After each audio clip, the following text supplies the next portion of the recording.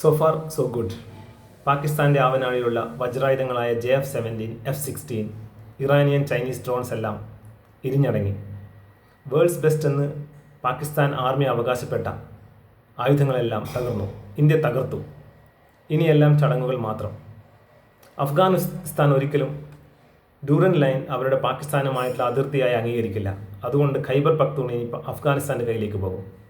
Balochistan liberation army BLA Quetta കീഴടക്കിയിരിക്കുന്നു. സിന്ധു ദേശവും ബലൂചിസ്ഥാനും ഇനി പിറക്കും.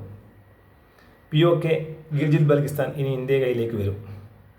പാകിസ്ഥാൻ ഇനി പാക് പഞ്ചാബ് എന്ന ഒരു ലാൻഡ് ലോക്ക്ഡ് കൺട്രിയായി രാജ്യമായി ചുരുങ്ങും. ഇതൊന്നും നാളെ നടക്കും എന്നല്ല, പക്ഷെ നടക്കും. ഗ്ലോബൽ ഫയർ പവർ റാങ്കിങ്ങിൽ 10ാം സ്ഥാനത്തുണ്ടായിരുന്ന പാകിസ്ഥാൻ ആർമി ഇത്രയും പരിതാപകരമായി കീഴടങ്ങുമെന്ന് ഒരിക്കലും കരുതിയിരുന്നില്ല. ഇന്ത്യയുടെ വിജയം ആഗ്രഹിക്കുന്ന നമ്മുടെ സുഹൃത്ത് രാജ്യങ്ങളായ ഫ്രാൻസും റഷ്യയും ഇന്ത്യയുടെ വിജയത്തിൽ സന്തോഷിക്കുന്നുണ്ടാകും. അതിന് മറ്റ് പല കാരണങ്ങൾ കൂടിയുണ്ട്. അത് അവരുടെ ആയുധങ്ങളായ S-400 റഫേൽ യുദ്ധവിമാനങ്ങളാണ് ഇന്ത്യ പാകിസ്ഥാനെതിരെ ഉപയോഗിച്ചത്. അതുകൊണ്ട് തന്നെ ഗ്ലോബൽ വെപ്പൺ മാർക്കറ്റിൽ ഈ ആയുധങ്ങളുടെ വാല്യൂ ഉയരും. ഇനി എത്ര കാലം പാകിസ്ഥാൻ ഇന്ന് മാപ്പിൽ കാണുന്ന പാകിസ്ഥാനായി തുടരുമെന്ന് നമുക്ക് കാത്തിരുന്ന് കാണാം.